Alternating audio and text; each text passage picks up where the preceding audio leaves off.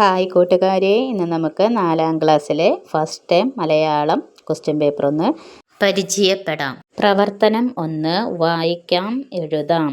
ഖണ്ഡിക വായിച്ച് താഴെ കൊടുത്തിരിക്കുന്ന ചോദ്യങ്ങൾക്ക് ഉത്തരമെഴുതൂ. മുമ്പ്, കുറേ വർഷങ്ങൾക്കു മുമ്പ്, ആരോ വലിച്ചെറിഞ്ഞ ഒരു വിത്തിനുള്ളിൽ ഉറങ്ങിക്കിടന്നിരുന്ന ഒരു കുഞ്ഞായിരുന്നു ഞാൻ. മണ്ണിൻ്റെ മടിയിൽ അമ്മയുടെ മടിത്തട്ടിലെന്ന പോലെ ഞാൻ മയങ്ങിക്കിടന്നു. ഇറ്റുവീണ മഴത്തുള്ളികൾ എൻ്റെ കവിളിൽ ഉമ്മ വച്ചു.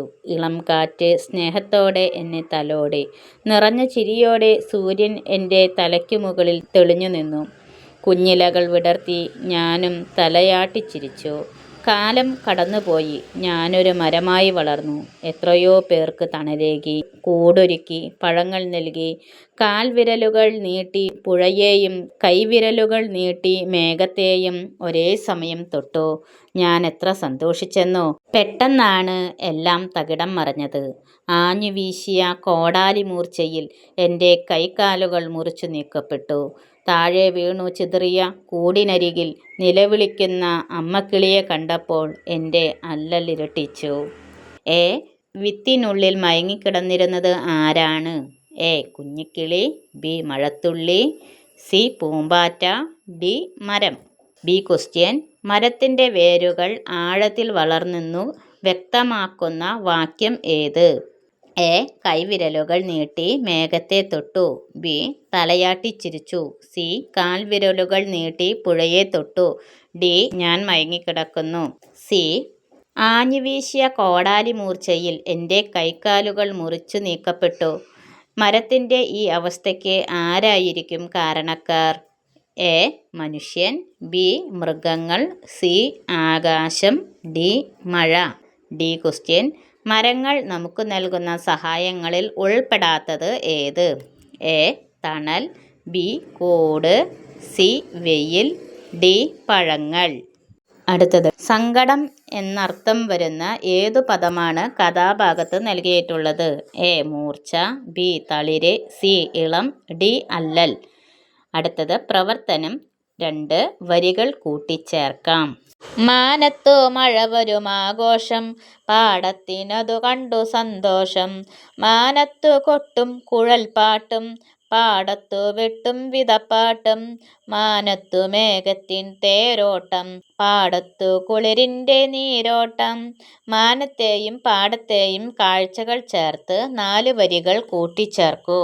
അടുത്തത്, ബി ക്വസ്റ്റ്യൻ. യാത്രാവിവരണം. നിരവധി യാത്രകൾ കൂട്ടുകാർ നടത്തിയിട്ടുണ്ടല്ലോ. അവയിൽ ഏറ്റവും ഇഷ്ടമായ യാത്ര ഏതാണ്?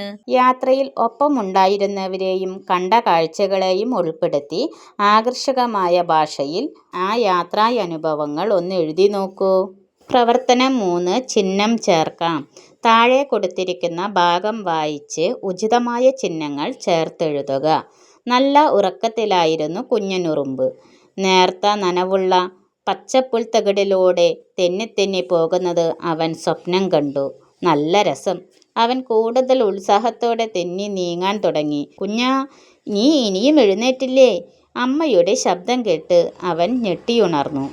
ഈ ഭാഗം വായിച്ച് ഇതിലെവിടെയൊക്കെയാണ് ചിഹ്നം ചേർക്കേണ്ടതെന്ന് മനസ്സിലാക്കി അതിന് ചിഹ്നം ചേർക്കുക എന്നതാണ് ഈ ക്വസ്റ്റ്യൻ എന്ന് പറയുന്നത്. അപ്പോൾ ഇത് എടുത്തെഴുതുന്നതിനോടൊപ്പം എവിടെയൊക്കെയാണ് ചിഹ്നം ചേർക്കേണ്ടതെന്ന് മനസ്സിലാക്കി അവിടെ അതാത് ചിഹ്നങ്ങൾ ചേർക്കുക എന്നതാണ് ക്വസ്റ്റ്യൻ. പ്രവർത്തനം 4, 2 പ്രവർത്തനമുണ്ട്. അവയിൽ ഏതെങ്കിലും ഒന്ന് എഴുതിയാൽ മതി. പ്രവർത്തനം 4, എ ക്വസ്റ്റ്യൻ. സംഭാഷണം എഴുതാം. ആബിദക്കുട്ടിയുടെ കൈവിട്ട് പറന്നുയർന്ന പട്ടൂസ് മാനത്ത് പറന്നു നടന്നു. അവന് ആകെ പ്രയാസമായി. പട്ടൂസിൻ്റെ വിഷമം കണ്ട് അമ്പിളിമാമൻ കാര്യം തിരക്കി. എന്തൊക്കെയാവും പട്ടൂസും അമ്പിളിമാമനും തമ്മിൽ പറഞ്ഞിരിക്കുക? സംഭാഷണ രൂപത്തിൽ എഴുതി നോക്കൂ. അമ്പിളിമാമൻ: എന്തിനാ പട്ടൂസ് ഇങ്ങനെ സങ്കടപ്പെടുന്നത്? അപ്പോൾ പട്ടൂസ് പറയും, ഇത് എഴുതണം. അപ്പം അമ്പിളിമാമൻ പറയുന്നത്, പിന്നെ പട്ടൂസ് പറയുന്നത്, അങ്ങനെ മാറി മാറി അവർ തമ്മിലുള്ള സംഭാഷണം എഴുതണം. 4 ബി ക്വസ്റ്റ്യൻ. ഗദ്യരൂപത്തിലാക്കാം. താഴെ നൽകിയ കവിത വായിച്ച് ആശയം ചോർന്നു പോകാത്ത പൂർണ്ണ വാക്യങ്ങളാക്കി എഴുതൂ. ചിറകു കുരുത്തു തുടങ്ങും മുമ്പൊരു ചിന്നക്കുരുവി നനയ്ക്കുന്നു. നീലാകാശം കൂട്ടിനരികെ നിന്നു പതുക്കെ വിളിക്കുന്നു. കാടിന്മീതെ വയലിന്മീതെ കടലിന്മീതെ പോകണമോ? കുഞ്ഞിക്കാറ്റു കളിച്ചു നടക്കും കുന്നിൻ ചെരുവിലിരിക്കണമോ? ഈ കവിത വായിച്ചിട്ട് ഇതിലെ ആശയമൊന്നും ചോർന്നു പോകാതെ നമുക്കത് പൂർണ്ണ വാക്യങ്ങളാക്കി മാറ്റി എഴുതാനാണ് പറയുന്നത്. അപ്പോൾ ഇതിൽ കുരുത്തു എന്ന് പറയുന്നതിന് അതിൻ്റെ അർത്ഥം അവർ തന്നിട്ടുണ്ട്, മുളച്ചു എന്നാണ്. നനയ്ക്കുന്നു എന്ന് വെച്ച് കഴിഞ്ഞാൽ വിചാരിക്കുന്നു എന്നാണ്. ചിന്നക്കുരുവി എന്ന് പറയുമ്പോൾ ചെറിയ കുരുവി. ഈ കവിത വായിച്ച് നിങ്ങൾക്ക് എന്താണ് ആ കവിതയിൽ നിന്ന് മനസ്സിലാക്കിയത്, ഒരു ആശയം ഉണ്ടാവുമല്ലോ, ആ ആശയം വാക്യങ്ങളായിട്ട് എഴുതാനാണ് പറയുന്നത് കേട്ടോ. പ്രവർത്തനം 5. കത്തെഴുതാം. മൈക്കിളുചേട്ടൻ്റെ സൈക്കിൾ വാടകയ്ക്കെടുത്തു ചന്ദ്രനിലേക്ക് പോയ കുട്ടിയുടെ അനുഭവങ്ങൾ കൂട്ടുകാർക്ക് ഓർമ്മയില്ലേ? യാത്ര പോയ കുട്ടി തൻ്റെ അനുഭവങ്ങൾ കൂട്ടുകാരനായ സോനുവിനെ ഒരു കത്തിലൂടെ എഴുതി അറിയിച്ചു. എന്തൊക്കെയായിരിക്കും കത്തിലെ വിശേഷങ്ങൾ? എഴുതി നോക്കൂ. ഓക്കെ കൂട്ടുകാരെ, നാളെ നമുക്ക് മറ്റൊരു വീഡിയോ ആയിട്ട് വീണ്ടും കാണാം. ബൈ.